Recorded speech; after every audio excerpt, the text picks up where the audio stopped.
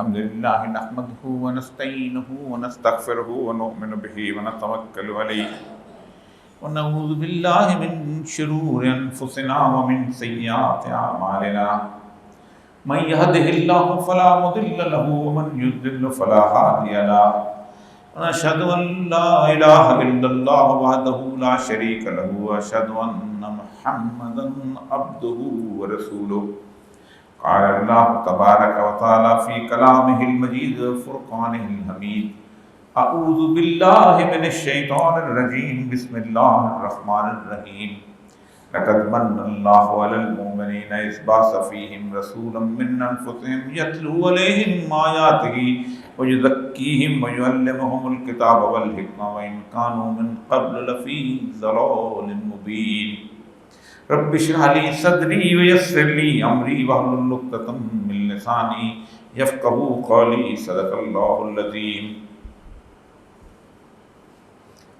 حضرات گرامی، پچھلے جمعے سے میں نے ایک چھوٹی سی سیریز کا آغاز کیا ہے اور اس کی میں بنیادی وجہ بھی پچھلے جمعہ بتا گیا تھا کہ سیرت النبی صلی اللہ علیہ وآلہ وسلم کا مطالعہ اور آپ صلی اللہ علیہ وسلم کی ذات کو جاننا جو ہے یہ بہت ضروری ہے دین کو سمجھنے کے لیے۔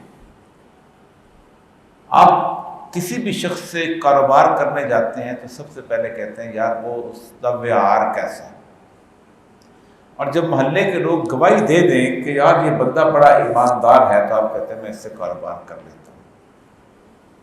اسی طرح آپ کسی سے گواہی لینے چاہتے ہیں تو تب بھی سوچتے ہیں کہ سچ بولتا ہے یا نہیں بولتا ہے۔ کسی آدمی کو آپ اپنے خاندان کے اندر صلح صفائی کے لیے کہتے ہیں تو کہتے ہیں اس کے اپنے رشتہ داروں کے ساتھ تعلقات کیسے تھے، یہ اپنی بیوی کے ساتھ کیسا ہے، اس سے ماں باپ کی خدمت کیسے کرتا ہے۔ تو ہر چیز کے لیے، ہر مسئلے کے لیے جب کسی آدمی کا آپ کو پرکھنا ہوتا ہے اس کو، تو پھر آپ اس کو دیکھتے ہیں کہ یہ آدمی کیسا ہے اور پھر اس پہ اندھا دھند اعتماد کر لیتے ہیں۔ اللہ کو نہ ہم دیکھ سکتے ہیں، نہ ہم چھو سکتے ہیں، نہ ہم محسوس کر سکتے ہیں، لیکن اللہ کی کائنات کے ذریعے ہم اللہ تک پہنچتے ہیں۔ سب سے بہترین طریقہ یہ ہے کہ اللہ کا گواہ کون کون ہے ہمارے سامنے۔ اللہ کے گواہ جو ہیں وہ حضرت آدم علیہ السلام سے لے کے سید الانبیاء صلی اللہ علیہ وآلہ وسلم تک تمام انبیاء کو اللہ تبارک و تعالیٰ نے ایک مثال بنا کے بھیجا، اور مثال بنانے کے بعد بتایا کہ یہ میرے وہ بندے ہیں، ان بندوں کے اوپر تم اگر سمجھتے ہو تو تم ان پہ یقین لے ہو۔ اسی لیے دعویٰ کیا لقد کان لکم فی رسول اللہ اسوۃ حسنہ، رسول اللہ کی زندگی تمہارے لیے بہترین مثال ہے۔ نبی اکرم صلی اللہ علیہ وآلہ وسلم جس وقت پہلی وحی کے بعد آپ کو کہا گیا کہ اپنے رشتہ داروں کو بولو، عشیرت الاقربین، آپ نے حضرت علی سے کہا دعوت کرو، دعوت میں اپنے رشتہ داروں کو بلایا، سب لوگ آئے بتا، پھر کہا اچھا اب تم جاؤ اور لوگوں کو دعوت دو، ڈراؤ۔ آپ مجھے بتائیے رسول اللہ نے آغاز کس سے کیا دعوت کا؟ کہا اللہ ایک ہے؟ نہیں کہا۔ میں رسول؟ نہیں کہا۔ تمہارا کلمہ سیدھا کراتا ہوں؟ نہیں کہا، بالکل نہیں کہا۔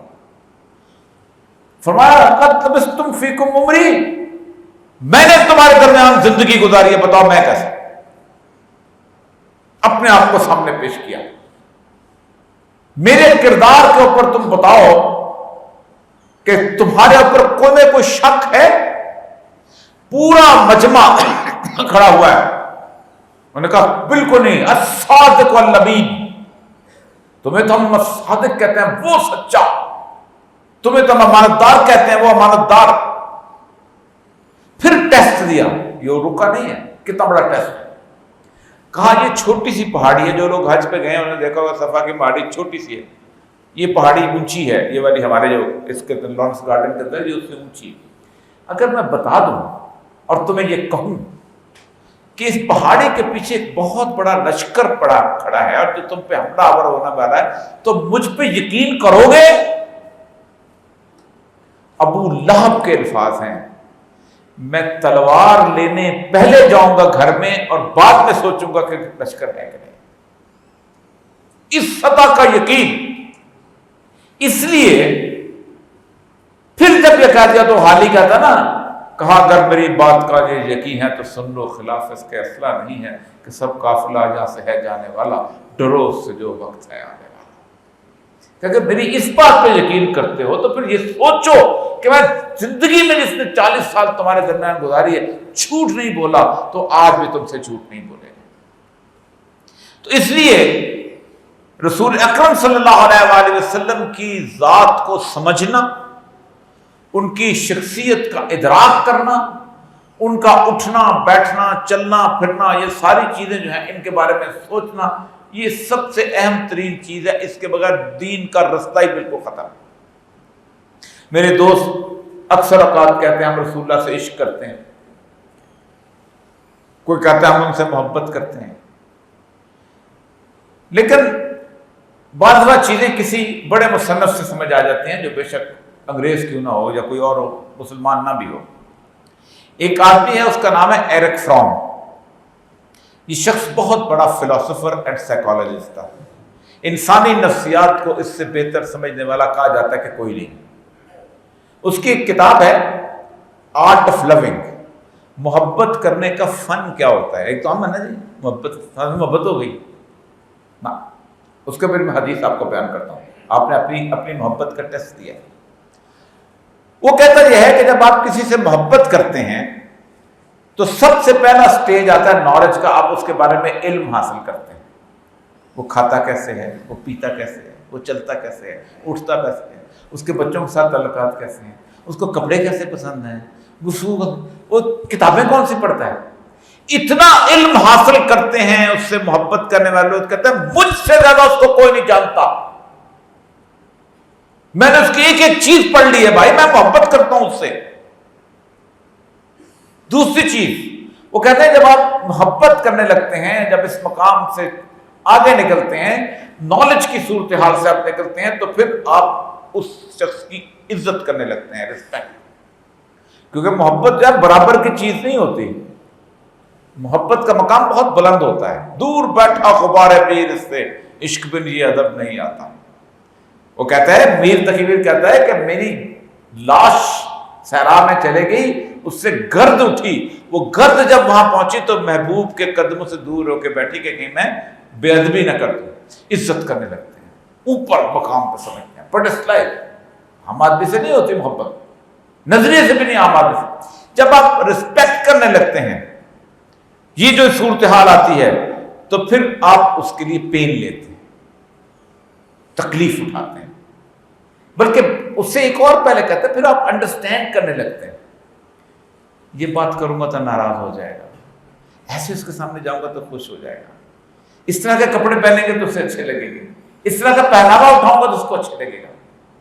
اور انڈرسٹینڈنگ کے بعد کہتے ہیں وہ پین لیں گے. اس کے اوپر نبی اکرم صلی اللہ علیہ وسلم کی ایک حدیث ہے. آپ صلی اللہ علیہ وسلم نے ایک دفعہ ریت پہ بیٹھے ہوئے تھے، ریت ہوتی تھی، تو ایک صحابی جو تھے وہ آپ وضو کروا رہے تھے. یہ وہ صحابی ہیں کہ جنہوں نے رسول اللہ صلی اللہ علیہ وسلم سے روتے ہوئے کہا تھا، یا رسول اللہ میں جنت میں نہیں جانا چاہتا. اللہ اکبر. کہا کیوں نہیں جانا چاہتے ہو؟ کہا یہاں تو میں آپ کو دیکھ لیتا ہوں، میرے پاس ہے، آپ پتہ نہیں کتنے اعلیٰ ترین مقام پہ ہوں، میں کتنی چھوٹی سی جگہ پہ. تو میں اللہ نے قرآن میں آیت اتاری ہے کہ جو لوگ محبت کرتے ہیں اور تمہارے اعمال حسنہ پہ چلتے ہیں، قیامت کے دن تمہارے ساتھ ہوں گے جس منزل میں تم ہوگے.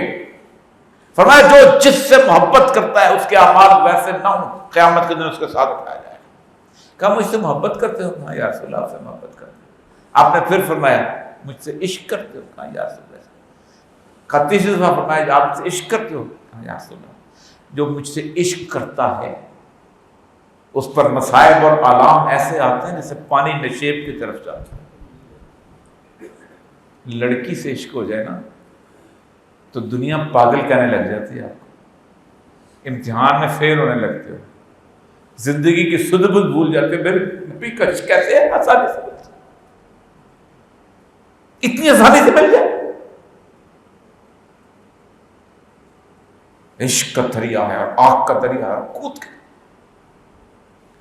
تو آج بنیادی طور پر اس تینوں چاروں جمعوں کی جو میری ترتیب یہی ہے کہ آپ صلی اللہ علیہ وآلہ وسلم کی شخصیت جو ہے کہ کون سا انقلاب تھا جو اس سرکار دو عالم صلی اللہ علیہ وسلم سے دنیا کے اندر آ گئے۔ کل میں نے اس کی 6 مختلف وجوہات پچھلے جمعے میں بتائی تھی کہ آپ نے مذہب کو شخصیت پرستی سے نکال کر خدا پرستی کی طرف لے کے آئے۔ پہلے اوتار پوجے جاتے تھے، شیو شنکر، یہاں تک کہ حضرت عیسیٰ علیہ السلام کو ماننے والے اسے خدا کا بیٹا کہتے تھے۔ انہوں نے کہا لا تقولوا، حضرت عزیر علیہ السلام یہودی حضرت عزیر کو خدا کا بیٹا کہتے تھے۔ یہ کبھی گریک میتھولوجی جو یونانیوں کی مختلف دیومالائی قصے پڑھنے تو حیران رہ جاتے ہیں۔ یہ کیوپڈ جو ہے یہ زیوس اور وینس ان دونوں کے ملاپ سے پہلے دو دیوتا جو تھے انہوں نے بغیر شادی کے جو ہے وہ اپنا جنسی تعلقات رکھ لیے، بیچ میں کیوپڈ صاحب پیدا ہو گئے اور کیوپڈ صاحب نے ماں سے عشق کرنا شروع کر دیا۔ انٹائم دا زون آف وینس بڑا مشہور اس کا، تبھی تو کہتے ہیں نا کیوپڈ کے تیر کا باغ پڑا، اکثر آپ نے کھانے میں پڑا ہوگا کیوپڈ۔ تو بنیادی طور پر شخصیت پرستی سے رسول اکرم صلی اللہ علیہ وسلم نکال کے خدا پرستی کی طرف لے گئے۔ اللہ ہے، اس کائنات کا مالک ہے، اس کائنات کا خالق ہے، اس کا تمام اعتقادات میں آپ توہمات کی بنیاد سے بجائے حق کی بنیاد پہ لے کے آئے کہ وہم مت کرو کہ یہ آسمان سے بلائیں اترتی ہیں اور یہ اترتا ہے اور فلانا۔ حقیقت اس کائنات کی جتنی بھی حقیقت کہ ہم نے زمین میں، قرآن کہتا ہے کہ ہم نے زمین میں سائیکلز بنائے، یعنی سحاب اڑتا ہے، اڑ کے آسمانوں پہ جاتا ہے، آسمان سے نیچے آتا ہے زمین پہ، اس کا ایک پورا سائیکل بنا ہے۔ وَجَعَلْنَا مِنَ الْمَاءِ كُلَّ شَيْءٍ حَيٍّ، ہم نے پانی سے زندگی دی۔ آج 1400 سال کے بعد لوگ کہتے ہیں پانی آیا تھا تو امیوبا پیدا ہوا تھا اور یونیسیلولر پارٹیکل آیا تھا اور اس کے بعد آگے آگے چلتے چلتے انسانی زندگی جو آگے بڑھی تھی۔ پھر سائنس میں فطرت پرستی کو ختم کیا اور فطرت کو مسخر کرنا شروع کر دیا۔ سائنس کیا کہتی تھی؟ آج اس وقت جو تھی پورے کے پورے مذاہب، یہ سورج ہے، یہ اگنی دیوتا ہے، اس کی پرستش کرو۔ کہا نہیں، سخر الشمس والقمر، ہم نے تو تمہارے لیے مسخر کر دیے بھائی، تمہارے تابع کر دیے ہم نے ان کو، تم ان کے طرف جاؤ کو دیکھو۔ الذین یذکرون اللہ قیاما وقعودا وعلی جنوبہم ویتفکرون فی خلق السماوات والارض، ہم نے جو چیز تخلیق کی اس میں تو غور و فکر کرو۔ کوئی دنیا کی ایسی چیز نہیں ہے جو انسان کی خدمت پہ نہیں لگی ہوئی۔ اور راکا پوشی کے بڑے بڑے زبردست قسم کے گلیشیئر اس تگدو میں رہتے ہیں کہ جلدی جلدی پگھلو پانی پہنچانا ہے ہم نے انسان کی طرف۔ یہ انور ٹول کا درخت ساری زندگی اس نے کبھی ایک آم نکال کے نہیں چوسا ہوگا کہ یار میں بھی چکھ لوں، یہ آم کس طرح ہے؟ انسانوں کی خدمت میں لگا۔ یہ تمام تر جتنی بھی آبادی ہے، یہ ہوائیں جو چلتی ہیں، یہ سمپل صرف 5 سیکنڈ کے لیے آکسیجن روک لی جائے تو یہ جو سٹرکچر ہے سارے کے سارے یوں گر جائیں، کیونکہ سولیڈیفائی ہے کرتے۔ ہم نے تمہارے لیے مسخر کیا اس کائنات کو تمہارے لیے۔ کہا نہیں، ان کی پرستش مت کرو، یہ تو میں نے تمہارے خادم بنا کے بھیجے ہوئے، میں نے تمہارے نوکر بنا کے بھیجے ہوئے ہیں۔ صبح سویرے اٹھ کے مت کرو کہ تم اس وقت اگنی دیوتا کی پوجا کرو کہ آگ جا چکے تمہیں مزدار قسم کا گوشت دیتی ہے۔ سیاسیات میں رسول اکرم سے آنے سے پہلے صرف نسلی بادشاہت ہوتی تھی، رومنس کا بیٹا رومن وہ بنے گا، فرعون کا بیٹا بادشاہ بنے گا۔ نہ دیکھو، تم پر اگر نٹا حبشی بھی برس آ جائے اور اگر وہ اللہ اور اس کے رسول پر عمل کرتا ہے کہ کہا ان الحکم الا للہ، اللہ کا حکم جو نافذ کرے گا، کسی بادشاہ کا، کسی وزیر کا، کسی یہاں تک کہ عوام کی بادشاہت بھی نہیں ہے کہ 25 کروڑ لوگ اٹھ کے کہتے ہیں کہ ہمارا ایک بندہ منتخب کرتے ہیں۔ اللہ کہتا ہے نا فَإِن تُطِعْ أَكْثَرَ مَنْ فِي الْأَرْضِ يُضِلُّوكَ عَنْ سَبِيلِ اللَّهِ، اے نبی اگر تم لوگوں کی اکثریت کے پیچھے چلنے لگو گے تو یقیناً گمراہ ہو جاؤ۔ اکثریت کا حکم نہیں ہے، اللہ کا حکم ہے۔ پھر علم کو آپ نے خیال آرائی سے حقیقت نگاری اور سماج سے ظلم، یہ میں نے چاروں چیزیں کل ایکسپلین کی تھی کہ ظلم کی بجائے عدل کی صورت ہے. اب آتے ہیں اصل چیز کے اوپر. ایک بہت بڑا ٹیسٹ ہوتا ہے کہ اس شخص نے کسی معاشرے کے اندر تبدیلی کیسے لے کے آئے. دو طرح کی تبدیلی. ایک تبدیلی یہ ہے کہ آپ لاہور سے چلے جائیں آج اور 20 سال بعد لاہور واپس آئیں تو آپ کہیں گے کہ جی موٹر وے بن گیا, انڈر پاس بن گئے, شاندار قسم کے لوگوں نے رہائش اختیار کر لی, ڈیفنس بن گیا. میں لاہور کی بات کروں, بلکہ دنیا میں تو بہت بہت کچھ ہو جاتا ہے, اسی کی بات کر لیں. لیکن 24 سال کے بعد اب واپس آئیں تو یہ نہیں ہو سکتا کہ انسان مہذب ہو گئے. انسان جو جانوروں کی طرح رہتے تھے, جو قتل کیا کرتے تھے, جو ظلم کیا کرتے تھے, جو جبر و استبداد کیا کرتے تھے, جو لوگوں کا حق مارا کرتے تھے, وہ بدل گئے. دنیا میں کہیں یہ مثال نہیں ملتی کہ صرف 24 سال کے عرصے میں, میں 24 سال بلوچستان رہا ہوں, میں 1976 میں یہاں لاہور آیا تھا گجرات سے, مارچ 80 کے اندر میں وہاں چلا گیا تھا, اور 2004 جولائی میں 24 سال میں آیا تھا. لاہور میں انسان بدلا ہوا مجھے نظر نہیں آیا تھا. لاہور میں سڑکیں بدلی تھیں. بہت آسان ہے سڑک بدلنا, بہت آسان ہے ایئر کنڈیشن لگانا, لیکن بہت مشکل ہے انسانوں کو بدلنا. کیوں بدلا اور کیسے بدلا؟ اب اس میں 2-3 چیزیں ایسی ہیں جو آپ نے کیا کیا تعلیم دی کہ جس کی بنیاد پہ انسان بدلا. ایک تو سب سے اہم جو میں نے آپ کو بتایا کہ خود اپنے آپ کو مثال کے طور پر پیش کیا. ہمارے ہاں کیوں نہیں لوگ, کیوں ہماری تبلیغ ٹھیک کیوں نہیں ہوتی؟ ہم جا کے کسی کو کہتے ہیں یار اولیاء مقبول جان کو دیکھو, میں جا کے کہتا ہوں, وہ کہے گا یار خدا خوف کرو, ساری زندگی سرکاری نوکری کرتا رہتا ہے, ہم پتہ نہیں کیا کرتا ہے, بچے تمہاری بات نہیں مانتے تو ہمیں تبلیغ کرتے. اصل میں میں نے تمہارے مجھے بتاؤ میرے اندر قائم ہے. یہ چیز جب آپ کے اندر پیدا ہوتی ہے, ایک مشن نہیں بھیجا رسول اللہ نے تبلیغ کا پوری زندگی, ایک معاشرے میں جا کے رہو تمہیں دیکھ کر آگے لوگ آپ کو مانیں گے. اب میں آتا ہوں, آپ صلی اللہ علیہ وسلم نے 9 چیزوں کا کام مجھے اللہ نے حکم دیا جس سے معاشرہ تبدیل ہوتا ہے. امر نے ربی بتس, اللہ نے مجھے 9 چیزوں کا حکم دیا. خشیت اللہ فی السر والعلانیہ, اللہ سے ڈروں سامنے بھی اور ظاہر بھی. اللہ تبارک تعالیٰ کی حدیث قدسی رسول اللہ صلی اللہ علیہ وسلم نے فرمایا جب آپ سارے لوگوں کے سامنے پارسائی کے اختیار کرتے ہو, لیکن جس وقت اکیلے میں ہوتے تو گناہ سرزد کرتے تھے, تو اللہ کہتا ہے تمہیں صرف میری حیا نہیں ہے. نبی اکرم صلی اللہ علیہ وسلم کی حدیث ہے کچھ لوگ پہاڑوں جیسے اعمال لے کے آئیں گے, تہامہ کے پہاڑوں جیسے اعمال ہوں گے, لیکن اللہ انہیں ریت کی طرح اڑا دے گا. کیوں؟ اس لیے کہ جب دنیا میں نظر آتے تھے تو نیک نظر آتے تھے, دنیا میں نظر آتے تھے پھر جیسے بھی تنہا ہوتے تھے میری نافرمانی کرنے لگتے تھے. میں کبھی کبھی سوچتا ہوں کہ آج تک اکیلے میں نافرمانی کون سی کرتے ہیں؟ آج کے دور کے حدیث, آپ وہاں گئے, آپ گھر پہنچے, آپ نے کہا زنا نہیں کرنا چاہیے, چوری نہیں کرنی چاہیے, فحاشی نہیں کرنی, اکیلے بیٹھے کمرے میں بیٹھ کے اپنے ویڈیو نکالا, پورنوگرافی کی فلم, کوئی فوش فلم دیکھنا شروع. اس وقت اکیلے کا کوئی اور گناہ تھا اس وقت نہیں تھا, ایک عورت تو چاہیے ہوتی تھی.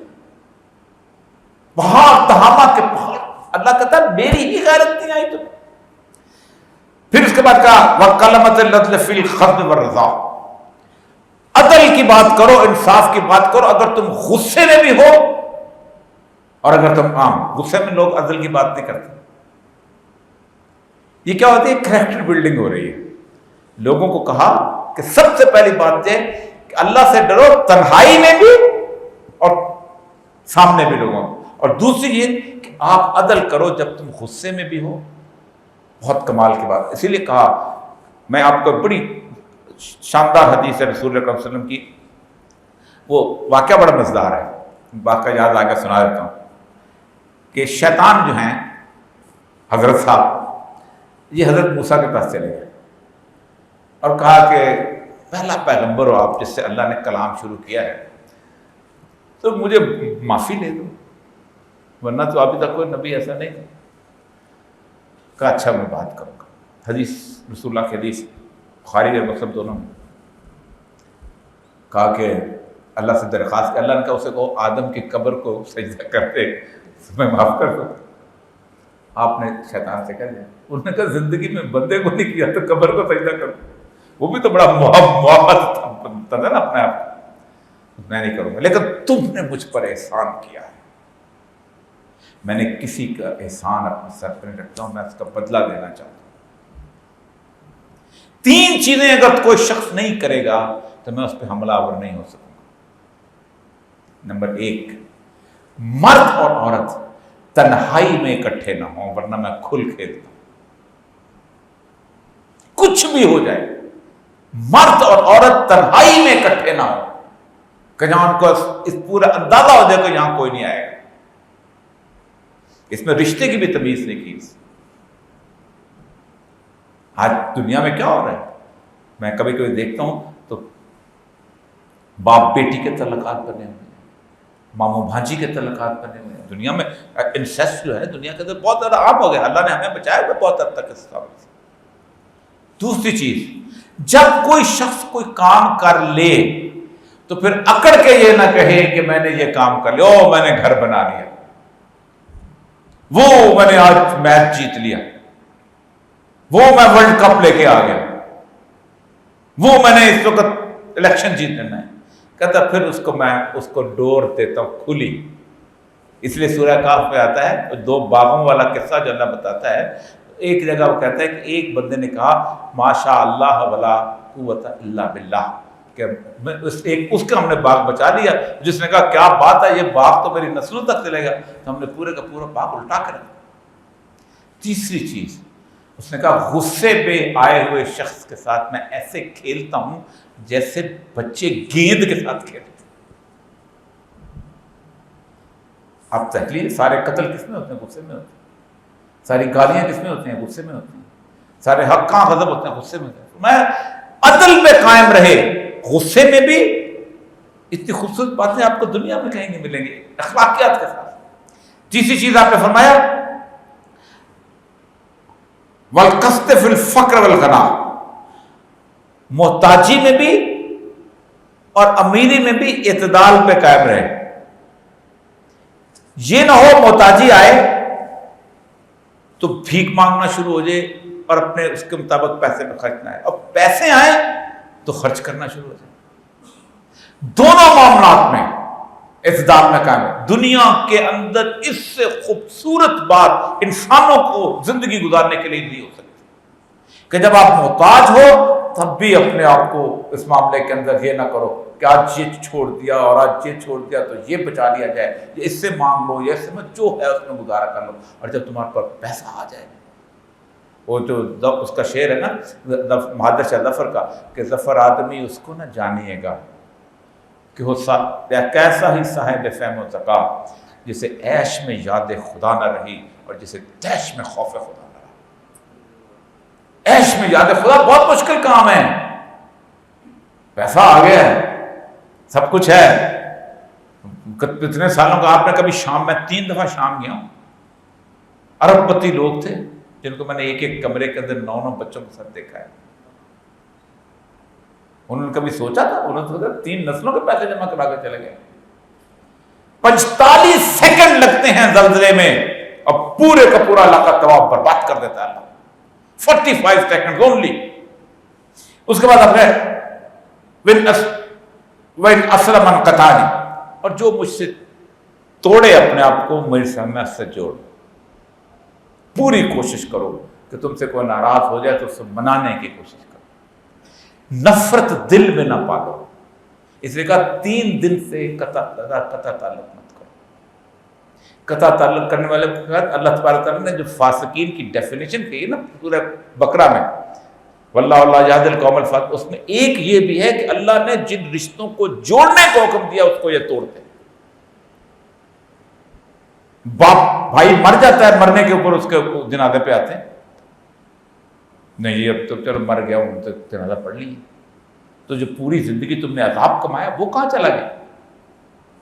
پھر وہ آگے بننا حرم نے، اور جو مجھے محروم کرے میں اسے دوں۔ اچھا میں نے اس سے اس دن یہ مانگا تھا، اس نے مجھے نہیں دیا، آج میں سے مانگنے آ گیا۔ کتنا بڑا مقام! میری اس نے پروموشن نہیں کی تھی، آج میرے ہاتھ آیا، اب پکڑ لو۔ وہ جو مشہور محاورہ، اس کا محاورہ کیا اس کا قول ہے گیتا کا کہ چھری جب تمہارے نیچے آئے تو ذبح کر دو، کیونکہ جب تم چھری کے نیچے آؤ گے تو تمہیں ذبح کر دیں گے۔ جو تمہیں نہیں دیتا رہا اس کو دو، وہ عفو عن ظلم نہیں، اور جو مجھ پر ظلم کرے میں اسے معاف کرو۔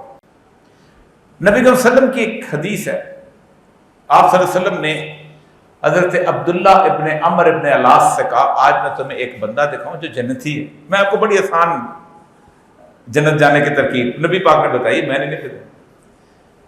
ایک انصاری آئے، جوتے رکھے، وضو کیا، نماز پڑھی، چلے گئے۔ اگلے دن پھر کہا میں تمہیں بتاؤں ایک بندہ جو جنتی ہے، وہ پھر وہی۔ تیسرے دن پھر عبداللہ بن عمر بن علاس کہتے ہیں کہ میں نے جوتی اپنی اٹھائی پیچھے پیچھے، بھائی جان میرے والد سے میری ہوگی ناراضگی، میں کو 2-3 دن تمہارے پاس رہ سکتا ہوں؟ ہاں بالکل آ جاؤ۔ 24 گھنٹے عبداللہ ابن عمر ابن علاس جاگتے رہے، دیکھوں کرتا کیا ہے۔ نماز پڑھی، لیٹ گیا، نماز تھوڑی بہت جو وظیفہ تلاوت کرنا، تھوڑا سا، زیادہ وہ بھی نہیں، اپنے بچوں کا رزق کمایا، ختم۔ تیسرے دن تنگ آ گیا، کہا گواہی اس نے دی ہے جو صادق الامین ہے، بتا کرتا ہے کون سا عمل ہے؟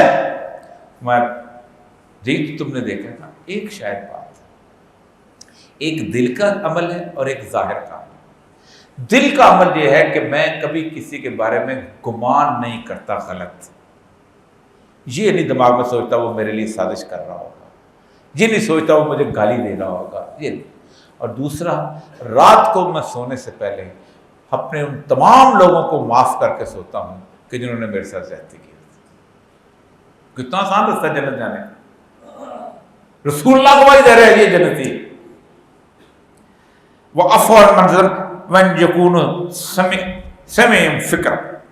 اب میرا بولنا جاد الہی کہ جاد الہی کے اندر ہو۔ اور آخری بات جو سب سے اہم ہے، اب وہ صبر تک، جاد الہی میں تو ساری بات ہے، جاد الہی کے بارے میں بھی ہم اکثر کو سمجھتے ہیں کہ شاید بسم اللہ اللہ اکبر، یہ بالکل ٹھیک، اس سے کوئی، لیکن اس کو ذہن میں پڑھو کہ اللہ اکبر کا مطلب کیا ہے۔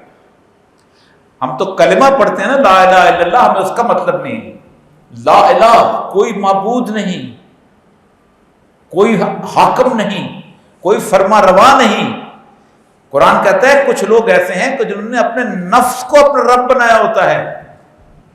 صبح سویرے فجر کے وقت اٹھنا ہو تو اگر آپ سوئے رہے تو آپ نے کس کا حکم مانا؟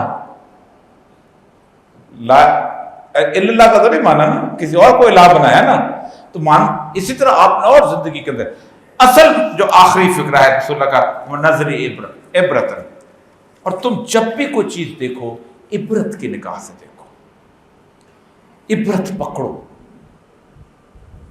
بڑے بڑے چیزوں سے عبرت پکڑی جا سکتی۔ کبھی لاہور قلعے میں گئے ہو؟ کبھی دیکھا شیش محل جس میں کبھی جہانگیر اور اس کی نور جہاں رہا کرتی تھی؟ کہاں گیا جہانگیر، کہاں گیا نور جہاں؟ اس کی قبر میں فاتحہ کو نہیں پڑھتا۔ میں اکبر کے مقبرے میں گیا ہوں سکندرہ میں، ظاہر بات ہے سارے دنیا وہاں آئی ہوتی ہے، سوائے اس کے کہ تصویریں بنا، اٹھ کے ہاتھ نہیں اٹھاتا۔ میں تاج محل گیا ہوں، ہاتھ نہیں اٹھاتا ان لوگوں کی قبر پہ کوئی، جبکہ اللہ تبارک و تعالیٰ کے رسول صلی اللہ علیہ وسلم فرماتے ہیں کہ کب جاؤ تو السلام علیکم یا اہل القبور، تو کم از کم کہو، پہلی چیز واجب ہے تم پر۔ کوئی اس کے اوپر بیٹھا ہوتا ہے۔ اتنی اہمیت ہے مردے کی اور قبر کی کہ رسول اللہ صلی اللہ علیہ وسلم کے زمانے میں ایک شخص کو دفن کر رہے تھے تو ایک نے ذرا زور سے پکڑا میت کو، ادفن من اخاک، اپنے بھائی کا ادب کرو۔ قبر کے اوپر کھڑے ہونے سے، بیٹھنے سے منع کیا۔ کہاں گئے؟ عبرت پکڑو۔ جو گرے اس سے بھی عبرت پکڑو، جو اوپر جا کے اللہ کو بھول جائے اس سے بھی عبرت پکڑو، بنیادی معاملہ یہ ہے عبرت پکڑو۔ اور آخر میں ایک خوبصورت حدیث سناتا جاتا ہوں، اتنی شاندار حدیث ہے، اتنی خوبصورت بات ہے، اس کا خاص طور پر میں ترجمہ کر کے لایا تھا، کمال۔ فرمایا عرفان میرا سرمایہ ہے۔ عرفان کہتے ہیں آگہی، علم، ایک ہوتا ہے علم، ایک ہوتا ہے علم کی بیک گراؤنڈ، بس عقل میرے دین کی اصل ہے۔ فرمایا جو گمراہ ہوا وہ بھی دلیل سے ہوا، اور جس نے ہدایت پائی وہ بھی دلیل سے۔ ایسے اٹکل پچو نہیں ہے۔ چیزیں خریدنے جاتے ہو، ٹویوٹا کرولا خریدنے جاتے ہو نا، تو مینول پڑھ کے جاتے ہو، دین پڑھنے جاتے ہو تو یہ جو مینول ہے اس کو چوم کے رکھ لیتے ہو، یا بیٹی کی جہیز کے اوپر دے دیتے ہو اس کو شاندار قسم کا بنوا کے۔ محبت میری بنیاد ہے، شوق میری سواری ہے۔ اللہ اکبر، اس سے خوبصورت شاعری نہیں ہو سکتی۔ شوق میری، یعنی لگن کے گھوڑے پہ سوار ہوتا ہوں، شوق کے گھوڑے پہ، اشتیاق کے گھوڑے پہ۔ ذکر الہی میرا مونس ہے، محبت کرنے والا، میرا غم گسار۔ میں جب تھک جاتا ہوں، میں جب پریشان ہو جاتا ہوں، جب میں اللہ کا ذکر کرتا ہوں تو اللہ بذکر اللہ تطمئن القلوب۔ حسن میرا رفیق ہے، غم جو ہے نا، غم میرا دوست ہے، مجھے بہت کچھ سکھاتا ہے، مجھے بہت۔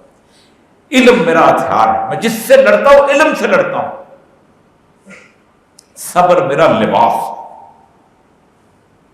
خدا کی رضا میری غنیمت ہے۔ اللہ نے مجھے میری رضا مل گئی، اللہ کی میری غنیمت، وہی میری غنیمت ہے۔ عاجزی میرے لیے وجہ افتخار ہے، میں فخر اس بات پہ کرتا ہوں کہ میں عاجز ہوں۔ زہد میرا پیشہ ہے۔ ہمارا پیشہ کیا ہوتا ہے؟ سول سروس کیا ہوتا ہے نا؟ فرمایا میں اپنی زندگی، زہد کہتے ہیں پارسائی کو، پاک صاف ہونے کو، یعنی میرا پیشہ یہ ہے کہ میں اور پارسا کیوں پیشہ کہا آپ نے؟ اس لیے کہ اللہ غلاستیں لگتی پیشے سے، حرام کماؤ گے خراب ہو جائے، غلاستیں لگتی اس سے۔ یقین میری غذا ہے، وبالآخرۃ ہم یوقنون، آخرت پر یقین لاؤ، ایمان نہیں یقین۔ صدق میرا سفارشی ہے، قیامت کے دن میرا سفارشی کون ہوگا؟ سچ، سچ۔ فرمایا جو بندہ جھوٹ بولتا ہے فرشتہ اس کی بدبو سے کئی فرسنگ دور بھاگ جاتا ہے۔ لعنت اللہ علی القاذبین۔ طاعت میرا اندوختہ ہے، جہاد میرا کردار ہے، اور آگے جو خوبصورت بات ہے، جو لت قرۃ عینی فی الصلاۃ، میری آنکھوں کے ٹھنڈک نماز کے اندر۔ واخر دعوانا